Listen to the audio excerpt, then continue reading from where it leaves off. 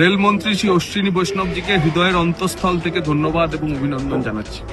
আমার মতো একজন সাধারণ কার্যকর্তা তার নিজের এলাকার উন্নয়নের জন্য যে প্রস্তাবগুলি নিয়ে গেছে তার সবটাই তিনি কার্যকর করে দিয়েছেন। আমি গত ডিসেম্বরে তার সঙ্গে দেখা করে আমি রাজনগর নতুন রেল লাইনের জন্য আবেদন জানিয়ে এসেছিলাম। সিউড়ি, বক্রেশ্বর, ভবানীপুর, তাঁতিপাড়া হয়ে রাজনগর থেকে নলা পর্যন্ত ৭৩ কিলোমিটার সেই নতুন রেল লাইনের ফাইনাল লোকেশন সার্ভে বা সমীক্ষার কাজ এবং ডিটেল প্রজেক্ট রিপোর্ট বা ডিপিআর তৈরির কাজের তিনি অনুমোদন দিয়ে দিয়েছেন। গতকালই রেলওয়ে বোর্ড এ সংক্রান্ত বিজ্ঞপ্তি প্রকাশ করে দিয়েছে।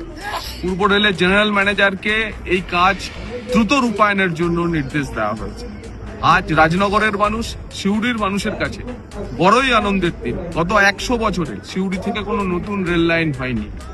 এত বড় একটি কাজ ভারতীয় জনতা পার্টির একজন কার্যকর্তার হাত দিয়ে তার সামান্য কিছু প্রয়াসের ফলে রূপায়িত হতে চলেছে। এটা ভেবেই আমার খুব ভালো লাগছে, আনন্দিত হচ্ছে। আশা করি সিউড়ি, বক্রেশ্বর, তাঁতিপাড়া, ভবানীপুর, রাজনগরের মানুষ খুব খুশি।